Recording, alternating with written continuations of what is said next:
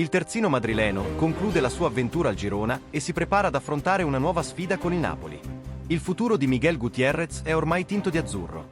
Il laterale sinistro del Girona si trova già in Italia per definire gli ultimi dettagli del trasferimento al club partenopeo, con cui firmerà ufficialmente nelle prossime ore, dopo aver superato gli ultimi ostacoli burocratici che avevano rallentato l'operazione.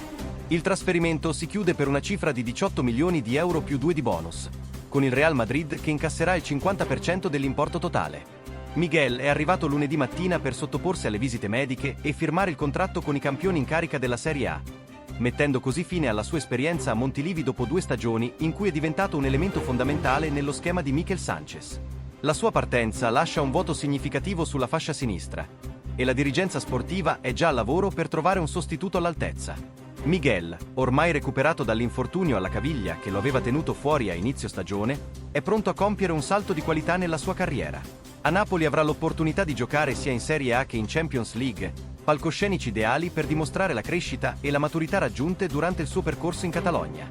Nell'ultima partita di campionato non era stato convocato, ma si è comunque fatto vedere sugli spalti di Montilivi insieme agli altri esclusi, un gesto che ha sottolineato il suo impegno verso il Girona e l'affetto per i tifosi che lo hanno visto crescere fino a diventare uno dei migliori giovani terzini del campionato. Con il suo approdo al Napoli, Miguel apre una nuova fase piena di sfide e responsabilità, all'interno di un progetto ambizioso. Il Girona, dal canto suo, si trova ora nella necessità urgente di rinforzare la corsia sinistra per mantenere l'equilibrio di una rosa che punta a competere ai massimi livelli fin dall'inizio della stagione. Il trasferimento di Miguel Gutiérrez rappresenta anche un importante passo strategico per il Napoli, che da tempo cercava un rinforzo di qualità per la fascia sinistra. Il club partenopeo ha individuato nel giovane spagnolo il profilo ideale per garantire profondità, tecnica e solidità difensiva, caratteristiche che hanno contraddistinto il suo rendimento nella Liga.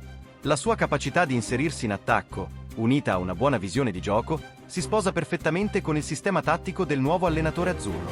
Dalla sua parte, Miguel arriva con grande entusiasmo e determinazione, consapevole delle aspettative che un club come il Napoli comporta. Indossare la maglia azzurra significa entrare in una piazza esigente e passionale, ma anche avere l'opportunità di crescere in un contesto competitivo e ambizioso. Il calciatore madrileno ha già espresso il suo desiderio di integrarsi al più presto nel gruppo e di imparare dai compagni più esperti. L'inserimento nel campionato italiano rappresenta per lui una sfida sul piano tattico, dato che la Serie A è notoriamente una competizione molto esigente sotto il profilo difensivo. Tuttavia, le sue prestazioni in Spagna dimostrano che ha le qualità necessarie per adattarsi rapidamente. L'esperienza europea che vivrà con il Napoli, in particolare in Champions League, sarà determinante per il suo sviluppo personale e professionale. Intanto, al Girona si apre una nuova fase di ricostruzione. La cessione di uno dei suoi elementi chiave obbliga la società catalana a intervenire prontamente sul mercato per non compromettere l'equilibrio del gruppo. Il club ha già attivato vari contatti e potrebbe annunciare un nuovo terzino nei prossimi giorni, cercando un profilo che possa garantire continuità al progetto tecnico avviato da Mikel. Para mais informações, gli azzurri curti se escreva e tiva notificações. L'attaccante belga ha effettuato degli accertamenti medici. In base ai risultati, il club sta considerando l'idea di tornare sul mercato. L'infortunio di Romelu Lukaku, 32 anni, potrebbe modificare i piani del Napoli per quanto riguarda la finestra di trasferimenti. Oltre alla perdita, sul piano sportivo, di uno dei giocatori più importanti in una stagione in cui il club deve difendere lo scudetto e affrontare la Champions League, la situazione cambia anche le strategie societarie per quanto riguarda le prossime mosse. Attraverso una nota ufficiale, il club partenopeo ha comunicato l'entità dell'infortunio riportato dall'attaccante durante l'ultima amichevole. Dopo lo stop nel match contro l'Olympiakos, Lukaku si è sottoposto ad accertamenti all'ospedale Pineta Grande, che hanno evidenziato una lesione seria al retto femorale della coscia sinistra. Il giocatore della nazionale italiana ha già dato inizio al percorso riabilitativo e dovrà anche sottoporsi a un intervento chirurgico, secondo quanto riferito dal club.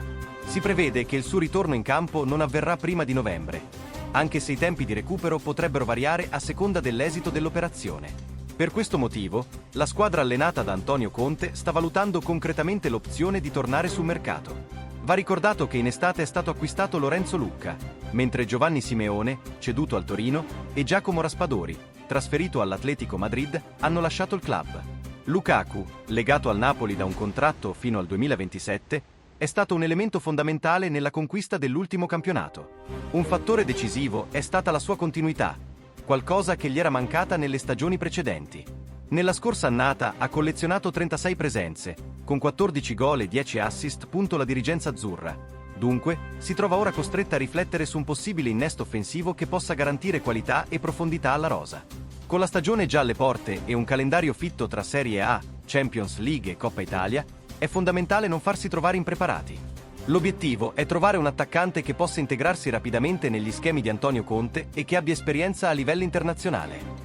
Tra i nomi circolati nelle ultime ore ci sono profili giovani, ma anche giocatori più esperti che potrebbero arrivare con la formula del prestito o di un trasferimento a basso costo. Il club sta valutando attentamente le opportunità disponibili, cercando di non compromettere l'equilibrio economico raggiunto finora. Non si esclude, inoltre, che venga accelerata qualche trattativa già avviata nelle scorse settimane. La situazione di Lukaku ha colto di sorpresa l'ambiente napoletano, soprattutto per l'ottimo stato di forma mostrato dal giocatore durante il ritiro estivo. L'infortunio rappresenta un duro colpo anche per Antonio Conte, che puntava molto sull'esperienza e la fisicità del belga per costruire il nuovo assetto offensivo. La sua assenza obbliga l'allenatore a rivedere alcune soluzioni tattiche già testate nelle amichevoli.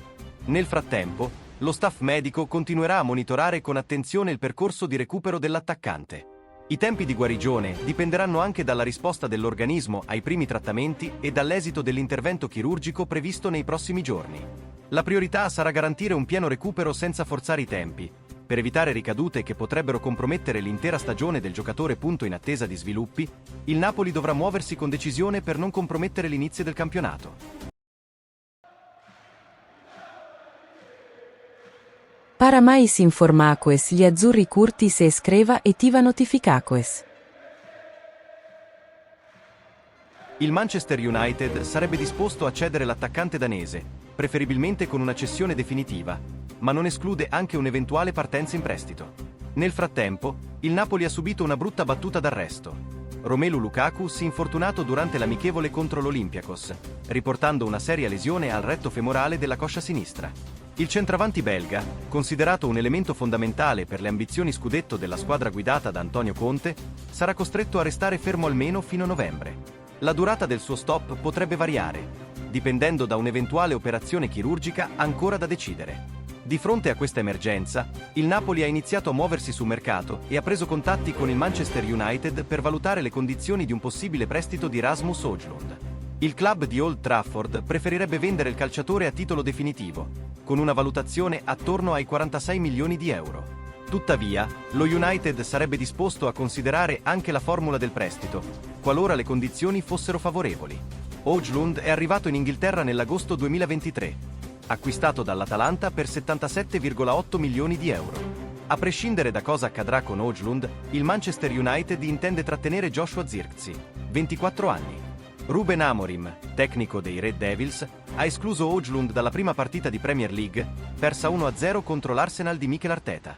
Zirkzee, acquistato nel luglio 2024 per 42,5 milioni di euro, è rimasto in panchina durante l'incontro. Nonostante l'esclusione di Højlund nella gara inaugurale, il suo futuro rimane ancora incerto. La decisione finale dipenderà dalle prossime settimane di mercato e dalle eventuali offerte che arriveranno alla dirigenza dello United. Il Napoli, dal canto suo, non ha intenzione di aspettare troppo lungo. La necessità di sostituire Lukaku è urgente, soprattutto considerando gli impegni ravvicinati in campionato e in Champions League. Fonti vicine al club azzurro rivelano che Rudi Garcia, attuale direttore sportivo del Napoli, è in stretto contatto con l'entourage di Højlund per sondare la disponibilità del giocatore a trasferirsi in Serie A. Il danese, che conosce bene il campionato italiano per la sua esperienza all'Atalanta, sarebbe favorevole a un ritorno, soprattutto se ciò significasse avere più spazio e continuità in campo. Tuttavia, resta da capire se il Manchester United sia disposto a cedere il giocatore in prestito secco o con eventuale diritto di riscatto.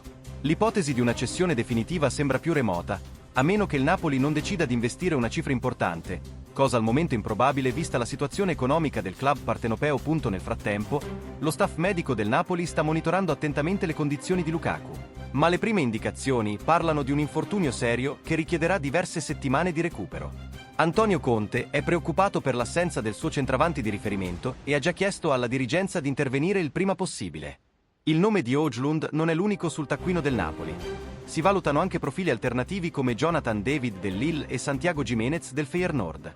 Tuttavia, il danese resta il preferito per caratteristiche tecniche e conoscenza del calcio italiano. I prossimi giorni saranno decisivi per capire se la trattativa tra Napoli e Manchester United potrà entrare nel vivo.